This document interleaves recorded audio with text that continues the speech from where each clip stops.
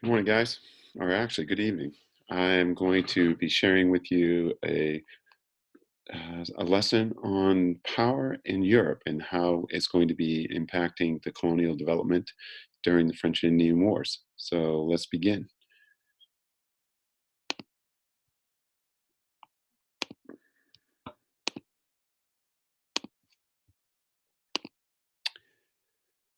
One of the things for us to understand about this history is as we start to go deeper into the French and Indian War, we have to realize that the two main players in this, the two main rivals, are France and England, the French and the Anglos. In this conflict, they've had many. We're going to be looking at four particular wars from 1689 to 1763, which last 74 years. And that's quite a significant period of time, but nothing compared to what they're used to. This is really all about power. France and England were both led by kings, which we know as monarchies.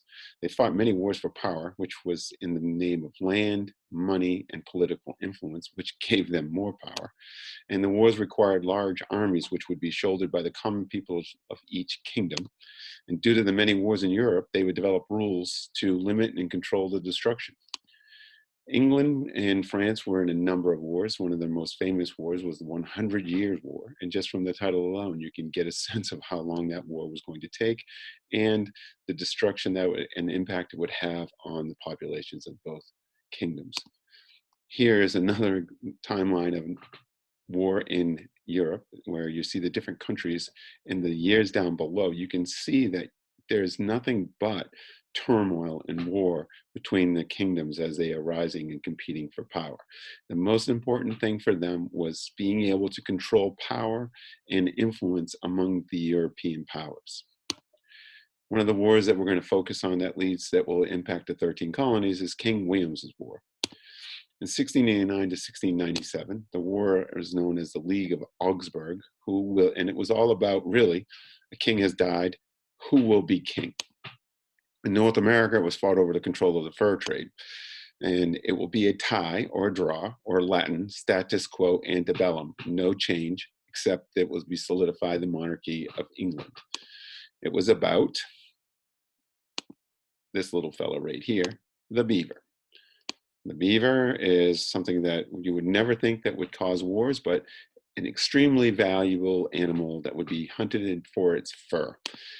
This meant that there would be a strong dependency on the Native American tribes who would help and facilitate that trade by being the ones who would trap.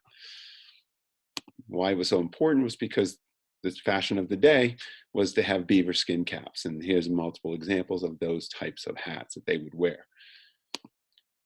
Two groups that are also going to be involved in this are the Huron natives, the native tribe, the Hurons, which is in northern Canada, and the Iroquois League, which is going to be 5 tribes in upstate New York. The enemy of my enemy is my friend. Remember that as we roll through this. So here's the 5 tribes of the Iroquois Nation, and you can see they've conquered hunting grounds and taken hunting grounds from the Hurons. France makes a terrible mistake by actually siding with the Hurons, which drove these 5 tribes to fight for the British. The enemy of my enemy is my friend. So the native tribes, even though they don't support the whites, will fight with them to eliminate their common enemy, the Huron or the Iroquois. Following that war, we have Queen Anne's War. This one is 1702 to 1713. It was the War of Spanish Succession. The King of Spain has died without a male heir. Now the question will be, who will be king? So of course, everybody's going to throw in a name for that or a person for that. This will be a resounding English victory. They will take Nova Scotia, Acadia, and Hudson Bay from France in North America. They will also take the Rock of Gibraltar, which is an extremely strategic location in Europe, and this is causing great amount of stress between Spain and England today because they still possess this and it's a naval base. Why is it important? Well, you have the Mediterranean Sea, you have North Africa, you have Spain, and there you can see this narrow slip of land where water is passing through is the Atlantic Ocean, is where the Rock of Gibraltar is. Controlling this, you actually control all flow of trade in and out of the Mediterranean, an extremely important geographical space. Again, this is what we're seeing. Here you see Spain, and again, here you will see the Straits of Gibraltar, and the Rock of Gibraltar sits right there. And to this day, the United Kingdom controls that space because of their victory in Queen Anne's War.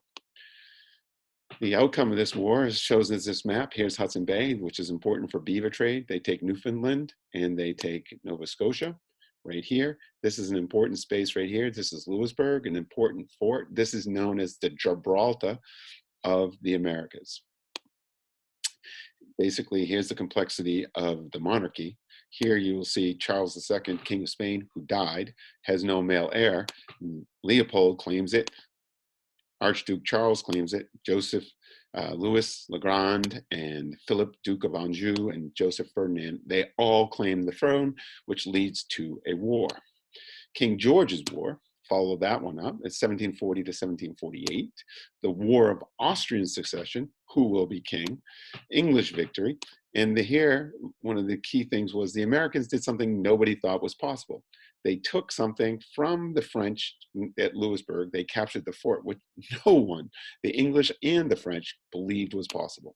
England gives back Louisbourg to France so that they can get a toehold in India, which will eventually lead to their complete control of the Indian subcontinent. The colonists were furious at this and demanded that they get reimbursed money for what they had accomplished. Why was this such a big deal? Well, Louisbourg was quite a well-fortified position, and for the colonists to have done this demonstrated a political and military power that nobody thought that they possessed. Basically, people had been ignoring the Americans for so long to the point where they couldn't be ignored anymore by accomplishing such a major military feat. Here you will see Louisbourg at the center of this. It's very important because it controls entry in and out of the St. Lawrence Seaway, which connects to the major French settlements. You will see here Ohio River Valley, which is going to be very important, is claimed by both France and the British. And here is where Louisbourg is, and it controls entry into the St. Lawrence River, which takes you to the major French settlements of Quebec, Montreal, and very, very important that they keep the British from getting access to this waterway.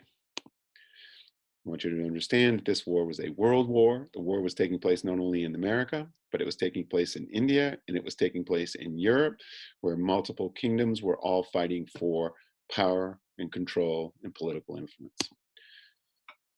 And that is a quick summary of the 3 wars that occurred in Europe up until this point. Be sure to check the Google Classroom for a response that I will be posting in question regarding these 3 wars. Be able to identify the wars themselves, but what was the major reason for these wars to be fought? Until tomorrow, I will talk to you later.